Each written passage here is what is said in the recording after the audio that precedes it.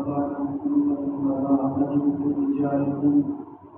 ولكن رسول الله وخاتم النبيين وكان الله بكل شيء عليما. وقال النبي صلى الله عليه وسلم: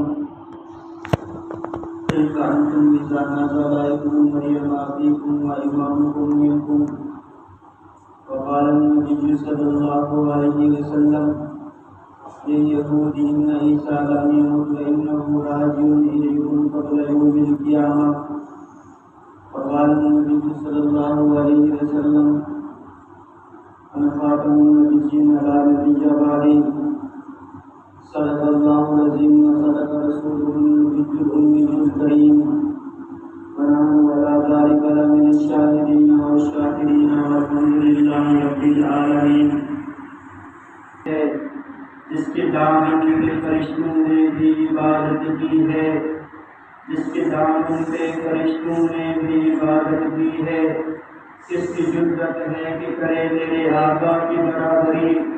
کس کی جرأت ہے کہ کرے میرے آقا کی برابری؟ میرے آقا نے تو نبیوں کی امامت کی ہے۔ محترم سامعین، اللہ تبارک و تعالیٰ سے دعا ہے کہ اللہ تبارک و تعالیٰ میں عاجز کو حق سچ اور صحیح بیان کرنے کی توفیق نصیب فرمائے، اور اللہ تبارک و تعالیٰ سے دعا ہے کہ اللہ تبارک و تعالیٰ اس مسجد کو قیامت تک آباد رکھے اور اس مسجد کے آباد کرنے والوں کے رزق میں، عمل میں اور زندگیوں میں برکتیں عطا فرمائے۔ محترم سامعین، اس مختصر وقت میں آپ حضرات کے سامنے ایک بہت لمبی چوڑی گفتگو تو نہیں ہو سکتی، لیکن اس لمبی چوڑی گفتگو کا خلاصہ آپ سے عرض کیے دیتا ہوں۔ آج اس مختصر وقت میں آپ حضرات کے سامنے مرزائیت اور عقیدہ ختم نبوت پہ تھوڑی سی مختصر بات کروں گا۔ محترم سامعین، آپ حضرات جانتے ہیں کہ ہمارے پیغمبر حضرت محمد صلی اللہ علیہ وسلم اللہ کے آخری نبی ہیں، اور حضور صلی اللہ علیہ وسلم کے بعد قیامت تک کسی قسم کا کوئی نیا نبی پیدا نہیں ہوگا۔ یہ ہم سب کا متفقہ اور بنیادی عقیدہ ہے۔ اسی عقیدے کے متعلق اللہ تبارک و تعالیٰ نے قرآن مجید کے اندر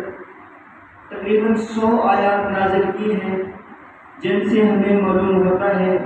کہ ہمارے پیغمبر حضرت محمد صلی اللہ علیہ وسلم اللہ کے آخری نبی ہیں، اور حضور صلی اللہ علیہ وسلم نے خود 210 احادیث ایسی ارشاد فرمائی ہیں جن سے ہمیں یہ معلوم ہوتا ہے کہ ہمارے پیغمبر حضرت محمد صلی اللہ علیہ وسلم اللہ کے آخری نبی ہیں۔ جو بھی میں نے آپ حضرات کے سامنے آیت تلاوت کی ہے، ما کان محمد ابا احد من رجالکم ولکن رسول اللہ وخاتم النبیین، یہ سورۃ احزاب اور آیت نمبر 40 ہے۔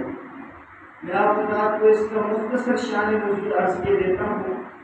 پہلے میں آپ کو یہ بتاؤں کہ شان نزول کیا ہوتا ہے۔ شان نزول یہ ہوتا ہے، جو بھی آیت یا سورت نازل ہوتی تھی تو مفسرین نے اس کا سبب لکھا ہے کہ یہ آیت یا سورت کیوں نازل ہوئی، اس آیت کے یا سورت کے نازل ہونے کا سبب کیا ہے، اور یہ آیت یا سورت کیوں نازل ہوئی، کس لیے نازل ہوئی۔ یہ جو میں نے آپ لوگوں کے سامنے آیت پڑھی ہے، یہ آیت نازل کیوں ہوئی، اس کے نازل ہونے کا سبب کیا ہے، مختصر عرض کیے دیتا ہوں۔ حضور اکرم صلی اللہ علیہ وسلم کے ایک صحابی تھے حضرت زید رضی اللہ تعالیٰ عنہ، وہ بچپن میں 2-2.5 سال کی عمر میں اپنے والدین سے جدا ہوئے، کسی نے اغوا کر لیا، چوری کر لیا اور آگے بیچ دیا، بکتے بکاتے مکہ مکرمہ کے اندر بطور غلام کے حضور کی خدمت میں پیش کیے جاتے ہیں، اور وہاں پر حضور کی خدمت میں رہتے ہیں۔ ادھر سے جب حضرت زید کے والد کو خبر ملتی ہے کہ میرے بیٹے کو کسی نے اغوا کر لیا ہے، کسی نے چوری کر لیا ہے، حضرت زید کے سارے رشتہ دار اکٹھے ہو کر کئی سارے ممالک کا سفر کرتے ہیں، حضرت زید کو ڈھونڈنے کے لیے کافی سارے علاقے چھان مارتے ہیں، لیکن حضرت زید والدین کو نہیں ملتے۔ 10-12 سال بیت جاتے ہیں۔ یہ 10-12 سال حضرت زید ہمارے پیغمبر حضرت محمد صلی اللہ علیہ وسلم کی خدمت میں رہتے ہیں۔ ادھر جب حضرت زید کے علاقہ سے چند لوگ کافی سارے عرصہ گزرنے کے بعد حج کے ارادہ سے مکہ مکرمہ آتے ہیں، مکہ مکرمہ کے اندر ان قافلے والوں نے حضرت زید کو دیکھا تو خوش ہو گئے، ہمارے فلاں علاقے کے فلاں بندے کا بیٹا ہے جو بچپن میں گم ہو گیا تھا، اب یہاں پر بطور غلام کے رہ رہا ہے، تو خوش ہو جاتے ہیں، اپنے حج کے علاقے مکمل کرتے ہیں۔ مکمل کرنے کے بعد جب اپنے علاقہ میں واپس جاتے ہیں تو حضرت زید کے والد کو بتاتے ہیں کہ آپ کا بیٹا مکہ مکرمہ کے اندر بطور غلام کے رہ رہا ہے۔ وہ پریشان ہو جاتا ہے، جہاں پر میرا بیٹا ایک شہزادے کی طرز پر زندگی گزارتا رہا، لیکن آج میرا بیٹا ایک غلام کی حیثیت سے زندگی گزار رہا ہے، اس کی کیا حالت ہوگی۔ حضرت زید کے چچا مامے سارے اکٹھے ہو کر ایک وفد کی صورت میں اپنے علاقے سے چلتے ہیں، مکہ مکرمہ میں پہنچتے ہیں۔ جب مکہ مکرمہ میں پہنچے، ہمارے پیغمبر حضرت محمد صلی اللہ علیہ وسلم کی دربار لگی ہوئی تھی، ادھر قافلے والے آتے ہیں، ادھر ہمارے پیغمبر کی دربار میں زید رضی اللہ تعالیٰ عنہ تشریف فرما ہے، ادھر ہمارے پیغمبر تشریف فرما ہے، قافلے والے آتے ہیں، دروازے پر رک جاتے ہیں، ادھر حضرت زید کی نظر قافلے میں سے اپنے ابو کے اوپر پڑتی ہے، ادھر حضرت زید کی نظر ادھر حضرت زید پر پڑتی ہے، ادھر بیٹا حضور کی دربار میں بیٹھ کر باپ کو دیکھ رہا ہے، باپ دروازے پر کھڑے ہو کر بیٹے کو دیکھ رہا ہے، ادھر بیٹا ہمارے پیغمبر کی دربار میں بیٹھ کر آنسو بہا رہا ہے کہ میرا والد سامنے کھڑا ہے، ادھر اس کا والد کھڑے ہو کر اپنے بیٹے کو دیکھ رہا ہے۔ 10-12 سال بیت چکے تھے، بیٹا باپ سے جدا ہے اور باپ بیٹے سے جدا ہے، ادھر رو رہے ہوتے ہیں، ہمارے پیغمبر ادھر زید کو دیکھتے ہیں، ادھر قافلے والوں کو دیکھتے ہیں، ادھر زید رو رہے ہیں، ادھر قافلے والے رو رہے ہیں۔ زید سے پوچھتے ہیں، اے زید کیا وجہ ہے، تم کیوں رو رہے ہو؟ زید کہتے ہیں کہ یا رسول اللہ یہ سامنے میرے والد کھڑے ہیں۔ حضور کہتے ہیں اے زید جب سامنے تیرے والد کھڑے ہیں تم اٹھ کر یہ گلے کیوں نہیں ملتے؟ زید بہت ہی خوبصورت انداز میں جواب دیتے ہیں اور کہتے ہیں یا رسول اللہ میں آپ کی مجلس میں بیٹھ کر کسی اور کو سلام کروں اس سے مجھے حیا آتی ہے، چاہے میرا باپ بھی کیوں نہ ہو۔ یہ تھے صحابہ کرام جنہوں نے اپنی زندگیاں، جنہوں نے اپنی جوانیں حضور پر قربان کی، اور آج دیکھیں ہم ان کے مقابلے میں کیا کر رہے ہیں۔ آج پورا دن ایسا گزر جاتا ہے، ہم اپنے پیغمبر پر، ہم اپنے اسی وفادار نبی پر ایک دفعہ بھی درود نہیں پڑھتے۔ کئی دن ایسے گزر جاتے ہیں اور ہمارے اتنے وفادار نبی تھے۔ ابھی چلتے ہوئے میں آپ کو ایک وفادی یاد دلاؤں گا۔ تو محترم سامعین، ہمارے پیغمبر حضرت زید رضی اللہ تعالیٰ عنہ کہتے ہیں کہ تم اٹھو اپنے والد کو ملو۔ حضرت زید اٹھتے ہیں، قافلے والے تھوڑا آگے آتے ہیں، زید اپنے والد کو گلے ملتے ہیں۔ 10-12 سال بیت چکے تھے، یہ دونوں آپس میں جدا تھے۔ کافی دیر کے بعد صبر آتا ہے، وہ قافلے والے ہمارے پیغمبر کی قدموں میں تشریف فرما ہوتے ہیں، بیٹھ جاتے ہیں اور عرض کرتے ہیں یا رسول اللہ اب آپ سے مؤدبانہ التماس ہے کہ ہمارا بیٹا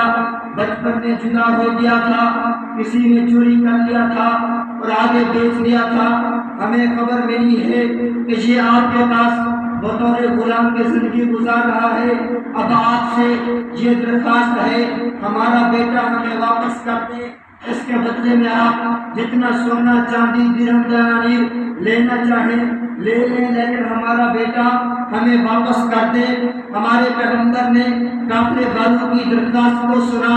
اور فرمایا کہ میں زید سے راضی ہوں، اگر زید یہاں پہ رہنا چاہے تو رہ سکتا ہے، اگر آپ کے ساتھ جانا چاہے تو جا سکتا ہے۔ قافلے والے بڑے خوش ہو گئے کہ ہم اپنے بیٹے کو اپنے ساتھ اپنے علاقہ میں لے جائیں گے۔ جب قافلے والوں نے اپنی توجہ زید کی طرف کی، اپنا رخ زید کی طرف پھیرا، زید کی طرف توجہ کی، تو زید نے فوراً انکار کر دیا، اے والد محترم میں آپ کے ساتھ نہیں جانا چاہتا، میں پیغمبر کی خدمت میں رہنا چاہتا ہوں۔ وہ بھی عرب کے لوگ تھے، بڑے ذہین تھے،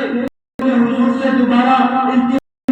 درخواست کی، یا رسول اللہ اگر آپ ہمارے بیٹے کو توڑنا چاہیں، ایک بڑے کے اندر زید کو رکھے اور ایک بڑے کے اندر سونا چاندی درہم جانانی رکھے، پھر بھی ہم دینے کے لیے تیار ہیں، لیکن ہمارا بیٹا ہمیں واپس کر دے۔ ہمارے پیغمبر نے فرمایا کہ زید نے 10 سال میری خدمت کی ہے، زید کو اجازت ہے، اگر جانا چاہے تو جا سکتا ہے، اگر رہنا چاہے تو رہ سکتا ہے۔ مختصر عرض کرتا ہوں، فیصلہ اس بات پہ ہوتا ہے کہ حضرت زید اپنے علاقہ میں جائیں گے، مل کر پھر واپس آ جائیں گے۔ چنانچہ اسی طرح ہوا کہ وہ حضرت زید کو اپنے رضی اللہ تعالیٰ عنہ واپس آ گئے، مستقل طور پر حضور کی خدمت میں رہے، اور حضور صلی اللہ علیہ وسلم کی ایک خوبی ذات ہے کہ حضرت زینب رضی اللہ تعالیٰ عنہ، تو حضور نے ان دونوں کا آپس میں نکاح کر دیا۔ یہ نکاح زیادہ عرصہ تک قائم نہیں رہ سکا، کسی رنجش کی وجہ سے ان دونوں کے درمیان جدائی ہوئی اور طلاق ہو گئی۔ اکثر روتی رہتی تھی اور یہ کہتی تھی کہ ہمارے پیغمبر نے ہمارا نکاح کیا اور ہم زیادہ عرصہ تک قائم نہیں رہ سکتے۔ تو اللہ تبارک و تعالیٰ نے بذریعہ وحی ہمارے پیغمبر کو یہ حکم دیا کہ ہم نے آپ کا نکاح زینب کے ساتھ عرش پہ کر دیا۔ جب سے نکاح ہو گیا تو عرب کے اندر مشرکین کے اندر یہ روایت تھا کہ وہ اپنے منہ بولے بیٹے کو اپنا حقیقی بیٹا سمجھتے تھے، طلاق میں، میراث میں، جائیداد میں اس کو اپنا حقیقی بیٹا سمجھتے تھے اور اس کی بیوی سے شادی نہیں کرتے تھے، چاہے وہ مطلقہ ہو یا بیوہ ہو۔ تو جب ہمارے پیغمبر نے اپنے غلام زید رضی اللہ تعالیٰ عنہ کی مطلقہ بیوی سے اللہ کے حکم کی تکمیل کرتے ہوئے شور مچانا شروع کر دیا کہ اس نے اپنے منہ بولے بیٹے کی بیوی سے شادی کر لی ہے، تو اللہ تبارک و تعالیٰ نے ان کی اس بات کو رد کرنے کے لیے اس آیت کو نازل کیا، ما کان محمد ابا احد من رجالکم ولکن رسول اللہ وخاتم النبیین، کہ محمد صلی اللہ علیہ وسلم تو مردوں میں سے کسی کے باپ نہیں ہے، لیکن اللہ کے رسول ہے، وخاتم النبیین، اللہ کے آخری پیغمبر ہیں۔ میں آیت کا مفہوم عرض کر رہا ہوں۔ جب ہمارے پیغمبر کے لیے اللہ تبارک و تعالیٰ نے قرآن مجید کے اندر کہہ دیا وخاتم النبیین کے حضرت محمد صلی اللہ علیہ وسلم اللہ کے آخری نبی ہیں، اور صرف ایک آیت نہیں تقریباً 100 آیات سے ہمیں معلوم ہوتا ہے کہ ہمارے پیغمبر حضرت محمد صلی اللہ علیہ وسلم اللہ کے آخری نبی ہیں، اور حضور صلی اللہ علیہ وسلم نے خود 210 احادیث ایسی ارشاد فرمائی ہے جن سے ہمیں یہ معلوم ہوتا ہے کہ ہمارے آقا صلی اللہ علیہ وسلم اللہ کے آخری نبی ہیں۔ حضور صلی اللہ علیہ وسلم نے خود فرمایا خاتم النبیین لا نبی بعدی، کہ میں آخری نبی ہوں، میرے بعد کوئی نبی نہیں ہے۔ اب جب ہمارے پیغمبر نے کہہ دیا کہ میں آخری نبی ہوں، اب سوال ہی پیدا نہیں ہوتا کہ قیامت تک کسی قسم کا کوئی اور نبی پیدا ہو۔ نبوت قرآن اور حدیث کی روشنی، اگر اور وقت ہوتا تو میں آپ کو اور آیات اور حدیث اجماع امت اور اجماع صحابہ سے بتاتا کہ ہمارے پیغمبر اللہ کے آخری پیغمبر ہیں۔ اب چلتے ہیں دین کی بات کی طرف کہ ختم نبوت کا کام کرنے سے کتنا فائدہ ملتا ہے، کتنی نیکیاں ملتی ہیں۔ مختصر ایک بات عرض کیے دیتا ہوں۔ اللہ تعالیٰ عنہ اپنے گھر کے صحن میں تشریف فرما تھی اور ہمارے پیغمبر صلی اللہ علیہ وسلم عشاء کے بعد تشریف لائے، پورا آسمان ستاروں سے رضی اللہ تعالیٰ عنہ پوچھنے لگے، یا رسول اللہ یہ جتنے آسمان پر ستارے چمک رہے ہیں، کیا دنیا کے اندر کوئی ایسا شخص ہے جس کی نیکیاں ان آسمان میں چمکنے والے ستاروں سے زیادہ ہوں؟ حضور فرمانے لگے، عائشہ ہاں ہے، وہ حضرت عمر ہے۔ حضرت عائشہ نے دل کے اندر، دماغ کے اندر یہ سوچا ہوا تھا یہ میرے پیغمبر یعنی میرے والد صدیق اکبر کا نام لیں گے اور یہ کہیں گے کہ صدیق اکبر کی نیکیاں ان آسمان میں چمکنے والے ستاروں سے زیادہ ہے۔ جب ہمارے پیغمبر نے حضرت عمر کا نام لیا، حضرت عائشہ پریشان ہو گئی کہ انہوں نے حضرت عمر کا نام لے لیا، میرے والد کا نام نہیں لیا۔ ہمارے پیغمبر نے حضرت عائشہ کے چہرے سے پریشانی کے اثار دیکھے، فرمانے لگے عائشہ میں آپ کو ایک بات نہ بتاؤں، ایک وقت ایسا آئے گا جب عمر چل کر صدیق اکبر کی دربار میں جائیں گے۔ چنانچہ ایسا بھی وقت آتا ہے ہمارے پیغمبر کے وصال کے بعد جب صدیق اکبر رضی اللہ تعالیٰ عنہ خلیفہ ہوئے، دربار لگی ہوئی تھی، ادھر سے چلتے ہوئے حضرت عمر فاروق آئے اور آ کر صدیق اکبر سے عرض کرنے لگے اے صدیق اکبر، میں آپ کو اپنی پوری زندگی کی نیکیاں دینا چاہتا ہوں، لیکن اس کے بدلے میں آپ صرف ایک دن اور ایک رات کی نیکی مجھے دے دو، میری پوری زندگی کی نیکیاں آپ لے لو۔ صدیق اکبر کہتے ہیں اے عمر، تیری کوئی نیکیاں ہیں، آخر تم کیوں ایک دن اور ایک رات کی نیکی دینا چاہتے ہو، پوری زندگی کی نیکیاں دینا چاہتے ہو؟ آخر وہ دن کون سا ہے، مراد کون سی ہے جس کے بدلے میں اپنی پوری زندگی کی نیکیاں دینا چاہتے ہو؟ حضرت عمر کہتے ہیں اے ابوبکر، وہ دن جب آپ نے ہمارے سور کے اندر نبی کی حفاظت کی تھی، اور وہ دن جب آپ نے مسلمان کسان کے خلاف لشکر روانہ کر کے تحفظ ختم نبوت کیا، یعنی ختم نبوت کو کام کرنے سے اتنی نیکیاں ملتی ہیں، اتنی نیکیاں ملتی ہیں۔ حضرت عمر رضی اللہ تعالیٰ عنہ اپنی زندگی کی پوری نیکیاں دینے کے لیے تیار ہو گئے، صرف وہ نیکی لینے کے لیے جو ختم نبوت کا کام کرنے سے ملتی ہے۔ تو آپ ذرا سوچ رہے ہوں گے کہ حضرت عمر کی نیکیاں کم تھیں، نہیں، ہمارے پیغمبر نے خود حضرت عمر کے بارے میں فرمایا تھا کہ آسمان میں چمکنے والے ستارے کم ہیں، حضرت عمر کی نیکیاں زیادہ ہیں۔ ایک بات اور عرض کیے دیتا ہوں، آج کل ہمارے نوجوان یہ اختلاف کرتے ہیں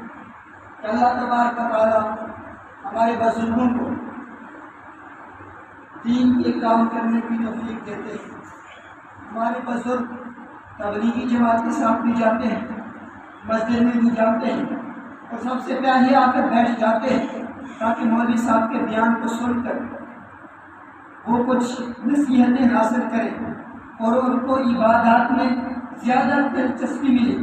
لیکن اللہ تعالیٰ ہم نوجوانوں کو دین کی خدمت نہیں دیتے۔ تو آج میں آپ کو ایک نوجوان کی ایک بات عرض کیے دیتا ہوں جس کی عمر تقریباً 24 سے 25 سال کے درمیان تھی، نہ ہی وہ حافظ تھے، نہ ہی وہ عالم تھے،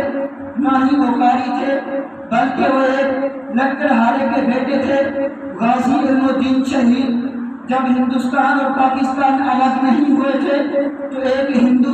راجپال نامی شخص نے ہمارے پیغمبر کے خلاف ایک نامناسب الفاظ اپنی کتاب میں لکھا۔ کتاب شیخ ہوئی، لاہور میں پہنچی، سید عطاءاللہ شاہ بخاری نے کتاب کا مطالعہ کیا، اس کتاب کے اندر ہمارے پیغمبر کے خلاف نامناسب الفاظ لکھے ہوئے تھے، اور ایک بہت بڑے مجمع سے کتاب فرماتے ہوئے کہا یا بھونکنے والی زبان میں رہے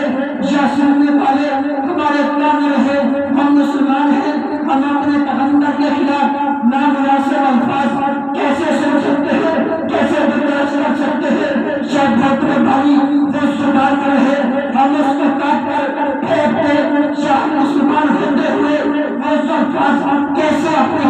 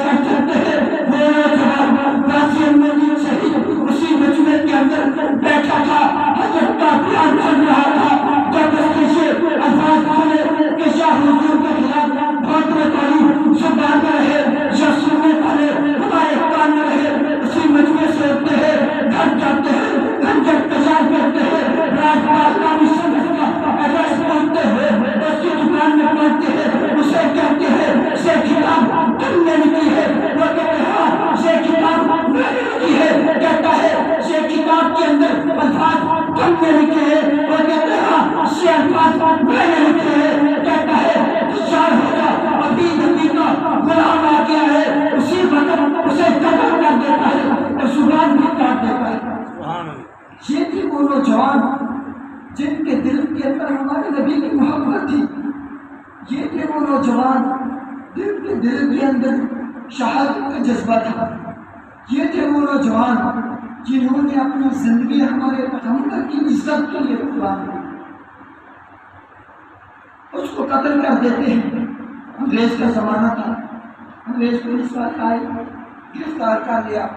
جیل کے اندر بند کر دیا۔ قید اعظم 2-3 اور وکیل کو اس کے پاس گئے، غازی المدین شہید کے پاس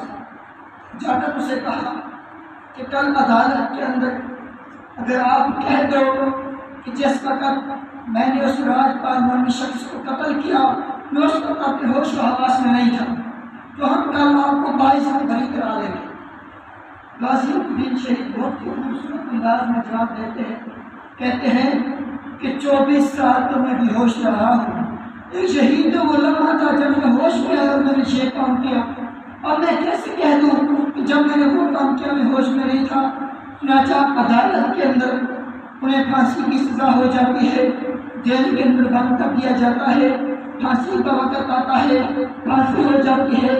کچھ عرصے کے بعد سید اطاعت شاہ بخاری کو ختم نبوت کی تحریک میں جیل ہو جاتی ہے، اور اسی کال کوٹری کے اندر حضرت کو بند کر دیا جاتا ہے، جس کال کوٹری کے اندر اسی نوجوان کو رکھا گیا تھا جو جیلر تھا۔ وہ حضرت کی باتیں سننے کے لیے حضرت کے پاس آتا تھا، حضرت کے پاس بیٹھتا تھا، حضرت کی بات سے باتیں سنتا تھا، حضرت کے پاس دیر تک بیٹھا رہتا تھا۔ ایک دن حضرت سے پوچھنے لگے، آپ اتنے عرصے سے اس جیل کے اندر اپنی ڈیوٹی سر انجام دے رہے ہو، کوئی ایسا عجیب و غریب واقعہ جو آپ کی زندگی میں پیش آیا ہے وہ مجھے بتائے۔ وہ جیلر کہتا ہے کہ حضرت صاحب کچھ عرصہ پہلے ایک نوجوان کو گرفتار کر کے لایا گیا تھا، میں نے اسے اسی کارپوریشن کے اندر بند کر دیا تھا، میں رات میں گلیوں کے اندر چکر لگا رہا تھا، اپنی ڈیوٹی کے فرائض سر انجام دے رہا تھا۔ میں اچانک کیا دیکھتا ہوں اسی کی کارپوریشن سے ایک روشنی اٹھتی ہے جو آسمان تک جاتی ہے، میں پریشان ہو جاتا ہوں، میرے قیدی پہ کسی نے آگ لگا دی ہے، میں دوڑتا ہوا آیا، دروازہ کھولا، دروازہ کھولتا ہوں، نوجوان حساس پرشاس بیٹھا ہے، بالکل خوش ہے، کچھ بھی ذرا برابر بھی فرق نہیں آیا ہے۔ ہوتا ہے اے نوجوان کیا ہوا ہے، آگ کس نے چلائی ہے، یہ روشنی کیسے تھی، چھت کے پار کیسے گئی، آسمان پر کیسے پہنچی؟ نوجوان نے انکار کر دیا، مجھے نہیں بتایا۔ دوسری رات میں پھر چکر لگا رہا تھا، پھر اسی رات ہے، تیسری رات میں پھر چکر لگا رہا تھا، پھر اس سے زیادہ روشنی دیکھتا ہوں جو آسمان پر جاتی ہے، آسمان روشن ہو جاتا ہے، پھر میں دوڑتا ہوا آیا، نوجوان سے پوچھا، اے نوجوان بتا دے کیا وجہ ہے، کل رات میں پھانسی ہو جائے گی، یہ بات میرے دل کے اندر رہ جائے گی، میں پوری زندگی یہ سوچتا رہوں گا کہ یہ روشنی کیسی تھی، چھت کے پار کیسے جاتی تھی۔ نوجوان نے کہا کہ میں نے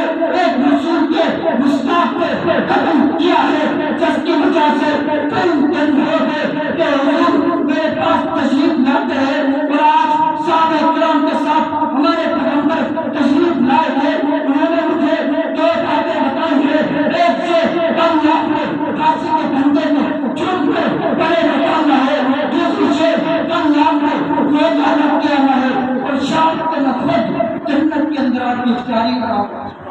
یہ ہے ختم نبوت کا کام، یہ ہے ختم نبوت کا کام کرنے کی نیکیاں۔ اب سوچئے کہ حضرت عمر رضی اللہ تعالیٰ نے ایسے ہی تو نہیں اپنی زندگی کی ساری نیکیاں دینے کے لیے تیار ہو گئے تھے، صرف ختم نبوت کے کام کرنے سے جو نیکی ملتی ہے اس کو لینے کے لیے۔ اور ہمارے جناب نگر کے مبلغ حضرت مولانا غلام رسول مصطفیٰ صاحب رحمۃ اللہ علیہ جو پچھلے سال فوت ہوئے تھے، وہ ایک واقعہ بیان کرتے تھے۔ وہ واقعہ تو کسی اور بزرگ کا ہے، لیکن میں نے حضرت کی زبانی سنا، اس وجہ سے حضرت کا حوالہ دے رہا ہوں۔ حضرت ایک اور بزرگ کا واقعہ نقل کرتے تھے کہ ایک گاؤں تھا، گاؤں کے اندر 80% قادیانی رہتے تھے، وہاں پر قادیانیوں کو ہول تھا، مسلمان کم تھے۔ وہاں پر انہوں نے ایک مولوی صاحب کو خط لکھا کہ آپ ہمارے گاؤں میں آئے اور گاؤں میں آ کر سیرت نبی پر حضور کی ختم نبوت پر بیان کریں۔ مولوی صاحب کے پاس خط پہنچا، مولوی صاحب نے خط کھولا تو خط کے اندر بڑے محبتانہ انداز میں خط لکھا ہوا تھا، جس میں خط کے اندر مولوی صاحب کو گاؤں میں آنے کی دعوت دی گئی تھی۔ تو مولوی صاحب نے ارادہ کر لیا کہ جس تاریخ کا لکھا ہوا ہے میں اسی تاریخ کو جاؤں گا اور وہاں پر ختم نبوت پہ بیان کروں گا۔ تو مولوی صاحب یہ ارادہ کر لیتا ہے، جب وہ وقت قریب آتا ہے مولوی صاحب ادھر سے چلتا ہے گاؤں میں جانے کے لیے، ادھر قادیانی انتظامیہ کے پاس آتے ہیں اور انہیں یہ کہتے ہیں کہ کل آپ نے اگر ختم نبوت پہ عنوان پہ آپ نے جلسہ کروایا تو جلسے کے بعد ہم آپ کو نقصان پہنچائیں گے، کیونکہ اس گاؤں کے اندر قادیانی کا ہول تھا، مسلمان بیٹھ گئے۔ ادھر مولوی صاحب آتا ہے، گاؤں میں پہنچ جاتا ہے، انتظامیہ والے اسے لے آتے ہیں اور اسے ہاتھ باندھ کر گزارش کرتے ہیں کہ مولوی صاحب ہم نے آپ کو بلایا تھا، لیکن آج ہم معذرت کرتے ہیں، ہم آپ کا بیان اس قوم میں نہیں کروا سکتے۔ اگر ہم آپ کا بیان کروائیں گے تو آپ کو جانے کے بعد جلسے کے بعد آپ کو بھی قادیانی نقصان پہنچائیں گے، ہمارے گھروں کے اندر بھی نقصان پہنچائیں گے۔ تو آپ سے گزارش یہ ہے آپ واپس کرے جائیں، جہاں پر ختم نبوت میں بیان نہ کریں۔ میں یہ سب کہتا ہے اور میں آج آیا ہوں، اللہ کا حضرات نہیں ہے، لیکن مجھے یہ بتا دے اس گھروں کے اندر چوتھی کون ہے، وغیرہ کون ہے۔ اس گھروں بہو نے بتایا کہ اس گھروں کے اندر ایک میرا کیا رہتا ہے جو بہت بڑا بدماش ہے۔ مولوی صاحب 2-3 اور ڈاکو چلتے ہیں،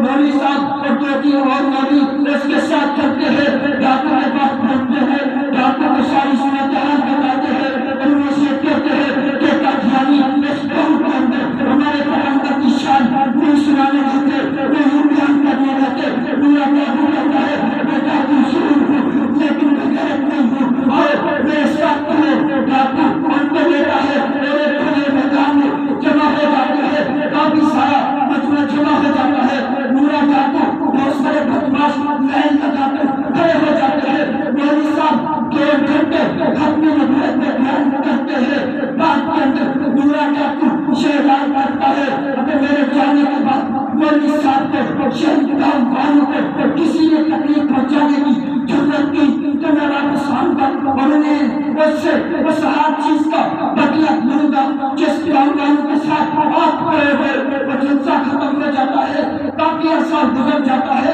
ایک دن مولوی کے دروازے پر دستک ہوتی ہے، مولوی دروازہ کھولتا ہے، دیکھتا ہے سامنے بہت بزرگ پگڑی باندھی ہوئی سفید داڑھی ہاتھ میں ساتھ پکڑا ہوا تصویر پکڑی ہوئی دیکھتے ہیں، بہت بڑے بزرگ کھڑے ہیں، دروازہ کھولتے ہیں، وہ بزرگ کہتے ہیں اے مولوی صاحب آپ نے مجھے پہچانا؟ مولوی کہتا ہے نہیں میں نے تجھے نہیں پہچانا ہے۔ وہ کہتا ہے میں وہی اللہ ہوں جس نے آپ کے لیے 2 گھنٹے اپنی نبوت میں کام کیا تھا۔ جلسے کے بعد میں گھر گیا، رات کو سو گیا، رات کے اندر مجھے حضور کی زیارت ہوئی اور حضور نے مجھے یہ بات بتائی کہ کل آپ نے 2 گھنٹے اپنی نبوت میں کام کیا ہے، جس کی وجہ سے اللہ نے تیرے سارے گناہ معاف کر دیے۔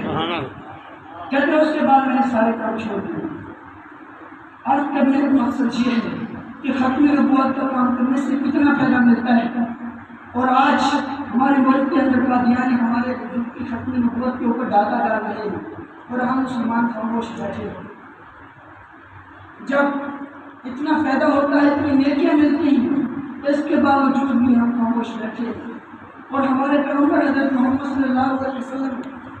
ہمارے ساتھ اتنی وفائیں کی، مگر مختصر باتیں تو اور بھی بہت ساری کرنی تھی۔ ایک دفعہ حضرت عائشہ رضی اللہ تعالیٰ عنہ عرض کرنے لگی یا رسول اللہ آج آپ تک میرے لیے دعا کریں، صرف اور صرف میرے لیے دعا کریں۔ حضور نے جو ہاتھ اٹھائے اور حضرت عائشہ کے لیے دعا کر دی۔ حضرت عائشہ اتنی خوش ہوئی، اتنی خوش ہوئی، خوشی کی انتہا میں رہی، فرمانے لگی یا رسول اللہ آج آپ نے جس طرح میرے لیے دعا کی کیا آپ کسی اور کے لیے بھی اس طرح دعا کرتے ہو؟ حضور نے فرمایا عائشہ میں تو صرف آپ کے لیے پوری زندگی میں ایک دن دعا کی ہے، لیکن میں اپنی امت کے لیے ہر روزانہ ہر فرض نماز کے بعد دعا کرتا ہوں۔ اب دیکھیے ہمارے حضور کی وفاؤں کو اور آج ہم کیا کر رہے ہیں حضور کے لیے، اور حضور کی دعا کی مقبولیت کی ایک مثال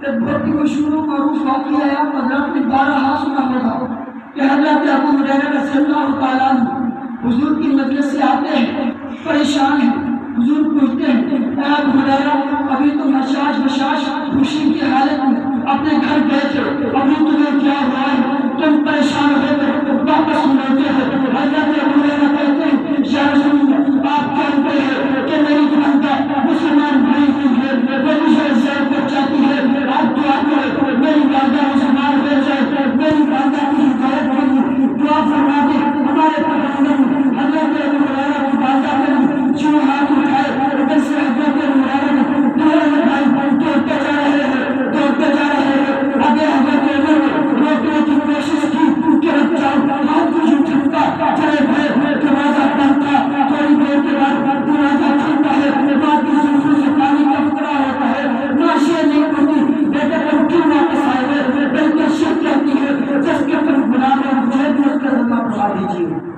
یہ ہمارے پیغمبر کی دعا کی مقبولیت ہے، اور ہمارے پیغمبر ہمارے لیے ہر روزانہ 5 دفعہ دعا کرتے ہیں، اور آج ہم کیا کر رہے ہیں؟ میرے بھائیوں فقط مختصر ہے، باتیں تو اور بھی بہت ساری کرنی تھی، لیکن مطلب کو مد نظر رکھتے ہوئے صرف ایک آخری بات عرض کر دیتا ہوں کہ قادیانیت پورے پاکستان میں ہمارے نبی کی ختم نبوت کو ڈاکہ ڈالنے کی کوشش کر رہی ہے، اور الحمدللہ اس کے مقابلے میں عالمی مجلس تحفظ ختم نبوت پورا سال کام کرنے میں سرگرم رہتی ہے۔ جب سے قادیان سے نکل کر پاکستان ربوہ میں منتقل ہوئی تھی تو پاکستان بننے کے بعد 1949 میں عالمی مجلس تحفظ ختم نبوت وجود میں آئی تو قادیانیت کے خلاف کام کرنا شروع کیا، تو 7 ستمبر 1974 کو عالمی مجلس نے پارلیمنٹ کے اندر متفقہ طور پر قادیانی کو اقلیت قرار دلوایا، لیکن پھر بھی قادیانی پاکستان کے آئین کی خلاف ورزی کرتے ہوئے اپنے آپ کو مسلمان کہتے تھے، اور نعوذ باللہ مرزا قادیانی کے گندے دوستوں کو صحابی کا درجہ دیتے تھے۔ پھر عالمی مجلس عدالت میں گئی اور کارروائی کی، تو الحمدللہ 1984 میں امتناع قادیانی کا آرڈیننس کا قانون منظور ہوا، جس کے تحت اب قادیانی اپنے آپ کو مسلمان نہیں کہہ سکتے، نہ ہی وہ اپنی عبادت کا مسجد کہہ سکتے ہیں، نہ ہی وہ مرزا قادیانی کی گندی عورتوں کو ام المومنین کا درجہ دے سکتے ہیں، لیکن پھر بھی قادیانی چپکے سے مسلمانوں کی ایمان کو لوٹنے کی کوشش کرتے ہیں، ہمیں پیسے کی لالچ دے کر، ویزے کی لالچ دے کر، نوکری کی لالچ دے کر، تو الحمدللہ ان کے خلاف عالمی مجلس تحفظ ختم نبوت تقریباً 5-6 ممالک میں کام کر رہی ہے، اور پاکستان کے اندر عالمی مجلس کے 50 مبلغین، 38 دفتر اور 12 مدرسے عالمی مجلس کے زیر انتظام ہیں، اور آپ ہمارا جانتے ہیں کہ ہمارے عالمی مجلس تحفظ ختم نبوت ضلع ٹوبہ کے مبلغ حضرت مولانا خبیب صاحب رحمۃ اللہ علیہ تھے، جو چند ماہ پہلے فوت ہو گئے ہیں، تو عالمی مجلس میں ان کی جگہ میری ڈیوٹی لگئی ہے۔ عالمی مجلس تحفظ ختم نبوت صرف رمضان کے اندر فنڈ جمع کرتی ہے اور پورا سال قادیانی کے خلاف کام کرتی ہے، لیکن پچھلے 10-12 سالوں سے لوگوں کے مسلسل اقرار کے باوجود عالمی مجلس تحفظ ختم نبوت میں